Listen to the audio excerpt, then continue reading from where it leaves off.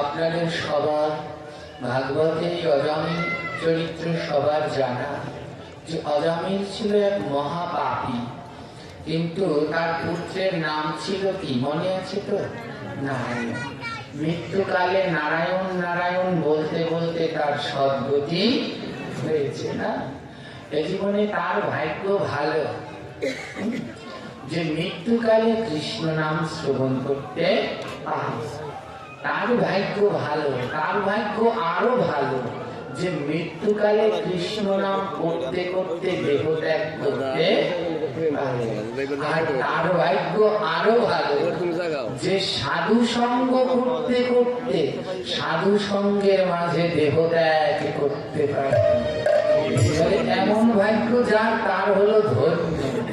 হ্যাঁ, তো এই যে অজামিল চরিত্র দেখবেন সেটা মৃত্যুকালে পুত্র নারায়ণকে ডাকতে ডাকতে শ্রীহরি নারায়ণের কৃপা পেয়েছিল। তাই সন্তানদের নামগুলো ভগবানের নামের সাথে মিল করে রাখা উচিত, ঠিক কিনা?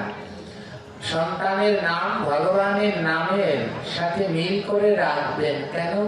ছেলের নাম যদি কৃষ্ণ হয়, 5 বার কৃষ্ণকে ডাকলে ছেলেকেও ডাকা হচ্ছে, আবার ভগবান কৃষ্ণকেও ডাকা হচ্ছে। হ্যাঁ, তাই সবসময় সন্তানদের নাম ভগবানের নামের মতো করে রাখতে হয়, যেন ভগবানকে বারে বারে ডাকা হয়। আজ আমাদের এত দুর্ভাগ্য কিসের জন্য জানেন? তার মধ্যে একটা হলো নামের অভাব। বর্তমান সময়ে আমাদের ভাই বোনদের এমন সব নাম রাখা হয় যা উচ্চারণ করতে গেলে দাঁত কয়েকটা ভেঙে যায়। হ্যাঁ, আর সব বেকায়দার নাম। হ্যাঁ, যেমন কি নাম রাখছে? পাপাই, পাপাই, পাপাই, আয় আয়, পাপকে ডাকছে আয়, পাপাই। ডাকতে ডাকতে তো পাপ এমনিতেই দেহের ভিতরে চলে আসে। ওখানে যদি ছেলের নাম মধুসূদন, গোবিন্দ, নারায়ণ হতো, কৃপা হতো, কিন্তু ওই যে পাশ্চাত্য দেশের নাম পাপায় তো ডাকছে, তো পাপ তো আসবেই আসবে, ও আবার কোথায় যাবে? তো অজামিল তো নারায়ণ নারায়ণ বলে ডেকে বৈকুণ্ঠে চলে গেলেন। যমদূত নিতে আসলো, বিষ্ণুদূত নিতে আসলো, কিন্তু বিষ্ণুদূতরা অজামিলের আত্মা নিয়ে বৈকুণ্ঠে চলে গেলেন। যমদূতদের মন বড় খারাপ। যমদূতরা যমরাজের কাছে গিয়ে বললেন, হে যমরাজ, একটা কথা বলুন তো। বলে কি?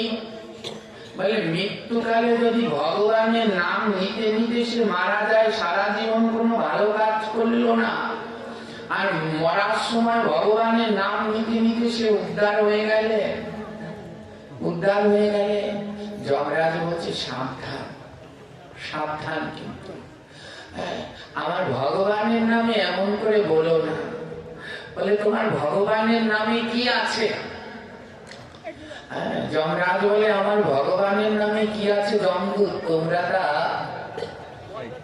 বুঝতেও পারছো না, উপলব্ধি করতে পারছো না আমার প্রভুর নামে কি রয়েছে, তোমরা তা জানো না। যমরাজ, যমদূতগণ বলছে, যমরাজ, ভগবানের এই নামের মাহাত্ম্য কে জানে?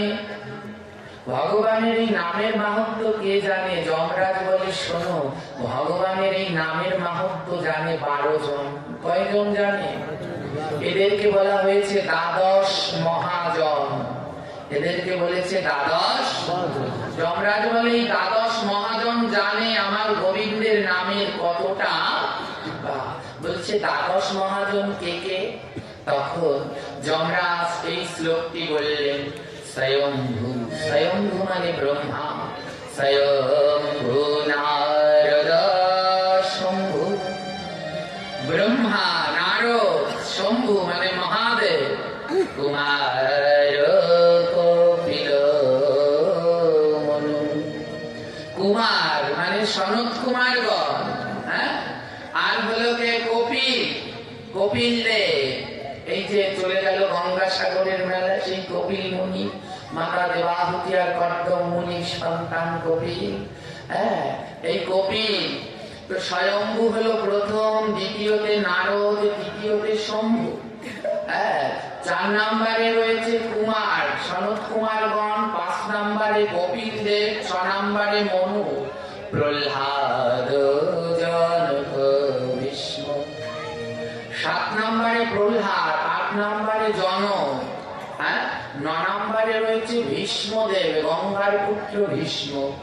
বলে বৈয়া সখী বয়ং। 10 নম্বরে আছে বলি মহারাজ, 11 নম্বরে আছে বৈয়া সখী। দেখুন, এই শ্লোকটা তাৎপর্য ব্যাখ্যা করলে 3-4 দিন সময় লাগবে একটা শ্লোকের ব্যাখ্যা। বলছি বৈয়া সখী, বৈয়া সখী মানে কি জানেন? ব্যাসদেবের পুত্র সুখদেব। কি চাতুর! বাবার নামটা বললেন, কিন্তু তাকে ওই দ্বাদশ জনার ভিতরে স্বীকৃতি দিলেন না। কিন্তু বাবার নাম দিয়ে যদি, বাবাকে বাদ দিয়ে যদি নিজে বড় হতে চাও, কোনোদিন বড় হতে পারবে না। তাই বললেন বৈয়া সখী, ব্যাসপুত্র সুখদেব। ওখানে সুখদেব বললেই হতো, কিন্তু তাও ব্যাসদেবকে আনলেন। বলে ও হলো ব্যাসদেব, না হলে কোনোদিন সুখদেব হয় না। তাই ব্যাস মানে গুরু। বলে গুরু যদি না আশ্রয় করে, কোনোদিন প্রকৃত শিষ্য হওয়া যায় না।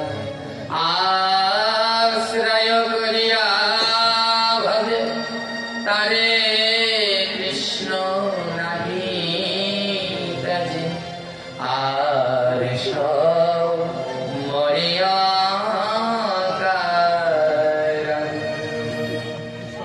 আর সর্বশেষ দ্বাদশ, একেবারে শেষের জন হলো বয়ম। বয়ম শব্দে আমি। এই শ্লোকটি বলেছেন যমরাজ নিজে। বলে জানো, আমার ভগবানের কথা এই দ্বাদশ জন, এই 12 জন জানে। তাই এই দ্বাদশ হলো মহাজন। বলে এই মহাজনের কথাগুলো খুব মন দিয়ে শুনতে হবে। এরা কি বলেছে, এদের আদর্শ নীতিগুলো জীবনে পালন করতে হবে। একটা ছোট বই কিনতে পাওয়া যায়, যে কোনো ইস্কন মন্দিরে গেলে পাবেন। বইটার নাম হলো দ্বাদশ মহাজনের বাণী। যারা যারা পড়েছেন তারা জানেন বইটা কত অমৃত অমূল্য গ্রন্থ।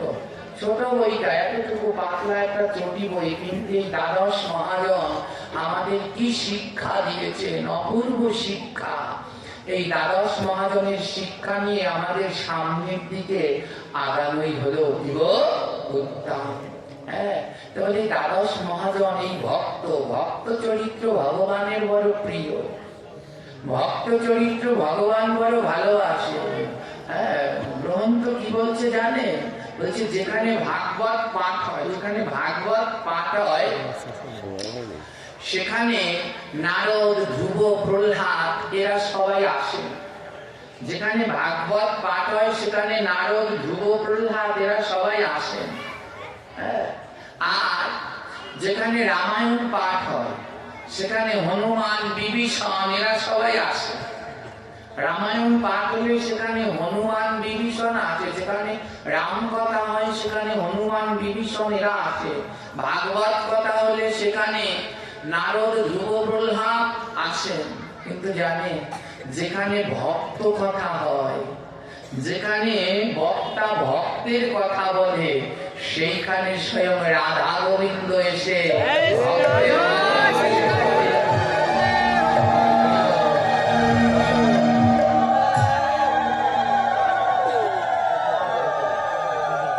জয়নিতাই, যেখানে ভক্ত কথা হয় সেইখানে সাক্ষাৎ ভগবান আসে। বলে ভাগবত কথা হলে নারদ, ধ্রুব আসে, রাম কথা হলে হনুমান, বিভীষণ আসে। কিন্তু ভক্তের কথা বললে সেখানে সাক্ষাৎ ভগবান চলে আসেন। শুধু একা নয়, রাধারানীকে সঙ্গে করে চলে আসে। নারদ ঋষি একবার জিজ্ঞেস করেছিল ভগবানকে, হে প্রভু, কোথায় গেলে পরে তোমাকে পাওয়া যেতে পারে, কোথায় তুমি বিরাজ করো? তার উত্তরে ভগবান নারদ ঋষিকে বলেছিলেন, নাহাম বসামি বৈকুণ্ঠে যোগিনামিরিরায়েণ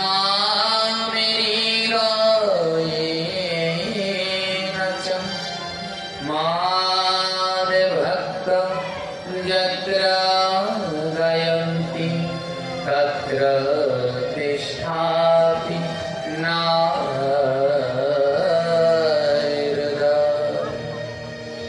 নারদ জিজ্ঞেস করছে, প্রভু তোমায় কোথায় গেলে পাওয়া যায়? ভগবান বলে, কোথায় যায়? বৈকুণ্ঠে গেলে তোমায় পাবো। ভগবান বলছেন, নাহম বসামি বৈকুণ্ঠে, আমি বৈকুণ্ঠে বাস করি না। ও, বৈকুণ্ঠে থাকো না?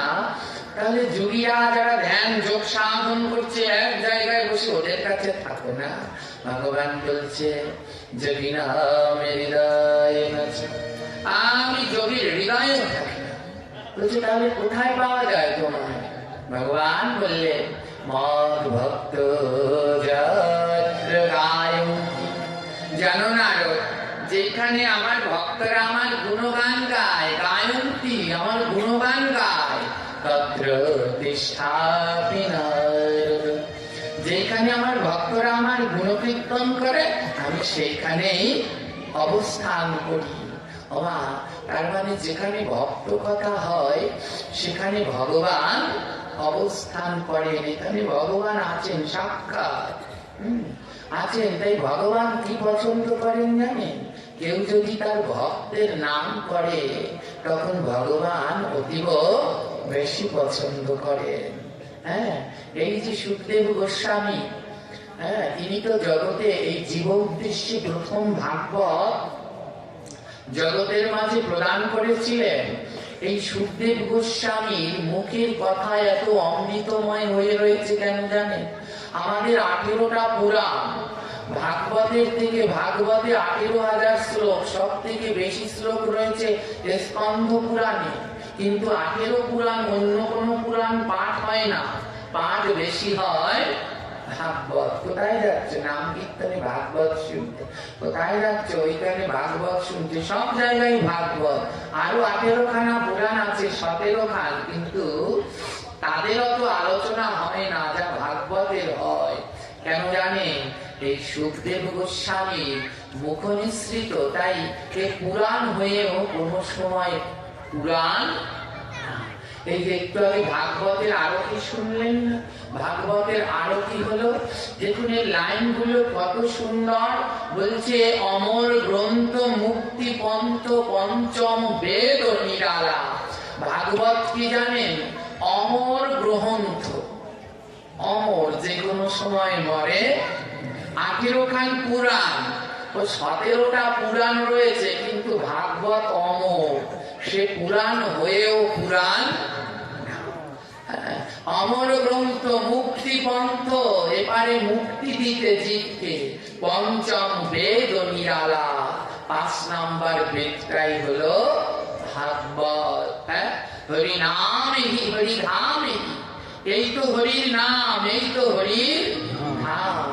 যেখানে ভক্তের কথা হয় সেখানেই হরি নাম, যেখানে ভক্ত কথা হয় সেখানেই হরি ধাম। কত সুন্দর দেখুন, ये শান্তি গীত পাবন পুঁথি।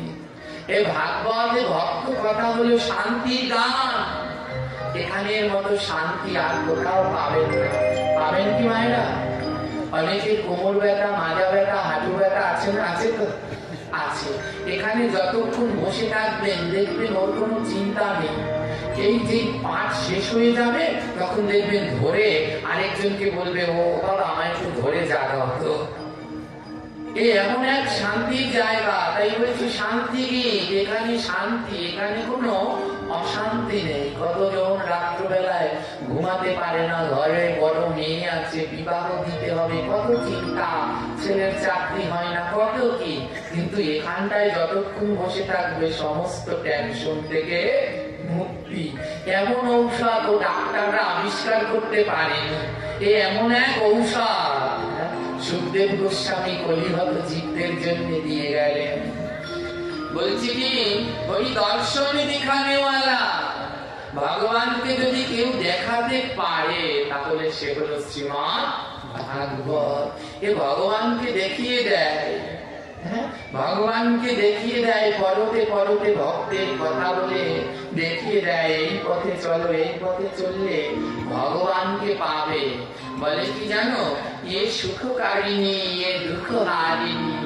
এ ভাগবত সুখ দেয় জীবকে, আর জীবের যত দুঃখ আছে সব দূর করে দেয়। এই হলো সেই পরম ভগবানের নাম। আপনাদেরকে আমি যেখানে পাঠে যাই সবাইকে বলি কি একটু নাম করবেন, নাম করবেন। বারবার কেন বলি জানেন? আপনাদের নামে সবাই উদ্ধার হবে।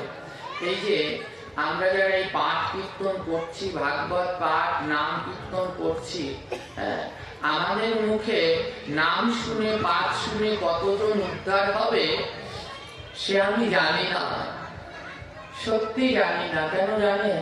আমাদের একটা স্বার্থ আছে, সবাই নয়। শুদ্ধ বক্তা যারা রয়েছে তাদের মুখে হরিনাম শ্রবণ করে উদ্ধার হবেন, তাতে কোনো সন্দেহ নেই। যেমন বাংলাদেশে আমাদের বরেণ্য সবার আচার্য বীরমঙ্গল প্রভু, সাম্য চক্রবর্তী, এদের অনেক শুদ্ধ। জানেন, সাম্য অনেক ছোট, খুব অল্প বয়স, কিন্তু ওর মুখে ওর সব পাঠগুলো আমি শুনি। জানি না ভগবান ওর ভিতরে কি দিয়ে রেখেছে, এত অমৃতময়, এত অমৃতময়। এদের মুখে হরিকথা শ্রবণ করলে উদ্ধার হওয়ার একটা উপায় আছে। কিন্তু আমাদের মতো ব্যবসায়ীদের মুখে হরিকথা শ্রবণ করে কোনো উদ্ধারের পথ নেই। পাঠে যাওয়ার আগে আমরা ওই টাকার চিন্তা করে নিই, এত টাকা কিন্তু দিতে হবে। বলে যেখানে ওই টাকা পয়সা লেনদেন আছে ওখানে ভগবান নেই। যেখানে টাকা পয়সা চাওয়া পাওয়া আছে, বলে ওখানে গেলে আর ভগবানকে পাওয়া যাবে না, ও ওখান থেকে সে বিদায়। নাম কীর্তন হবে, কীর্তনের দলগুলো আগে কন্ট্যাক্ট করে নেয়, এত টাকা কিন্তু দিতে হবে। বলে নাম করার আগে যদি কন্ট্যাক্ট করতে হয় তাহলে ও নামে আর কোনো কাজ হয় না, ও নামে আর কোনো কাজ হয় না। তাই আমি বারবার বলি কি যে আপনারা বেশি, আমি পাঠে গেলে সবাইকে দিয়ে নাম করাই। এই যে একটু আগে একটু করতালি দিয়ে সবাইকে নিয়ে বলি যে আপনারা রাগ হয়েছেন মায়েরা, রাগ হয়েছেন? জোরে বলবেন। হচ্ছে অনেকে রাগ হয়েছে, বলে বেটা আইছে কোন জায়গায়, বরিশাইলে তো বরিশাইলে। হ্যাঁ, আমি কি সুন্দর চাদরের তলে হাত দুটো রেখেছিলাম, বের করিয়ে ছাড়লো তো ছাড়বো। হ্যাঁ, কিন্তু কেন বলছি জানেন? আপনারা যদি নাম করেন আপনাদের নামে উদ্ধার হবে। এই যে গাছপালা কীট পতঙ্গ দেখুন, এরা সবাই অপেক্ষা করে বসে আছে কার জন্য জানেন? ভগবানের জন্য নয়, এরা বসে আছে আপনাদের জন্য। কারণ ওরা তো নাম বলতে পারে না, ওরা নাম বলতে পারে না, তবে শুনতে পারে।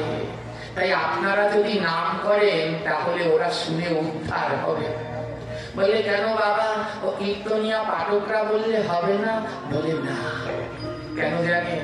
ওই যে টাকার নেশা আছে, স্বার্থ আছে, বায়না করে নিচ্ছে, এত টাকা দিতে হবে, কি কন্ট্রাক্ট করা, তারপরে আবার কতকে কি বলে, যেদিনকে তারিখ লেখায় ওই দিনকে আবার টাকা নিয়ে নেয়, বায়না দিতে হবে। বলে এইগুলো যদি হয় তাহলে তাদের মুখে নামে কোনোদিন কাজ হবে না, না, না, না। হ্যাঁ, তাই আপনাদের বারবার নাম করতে বলি কেন জানেন?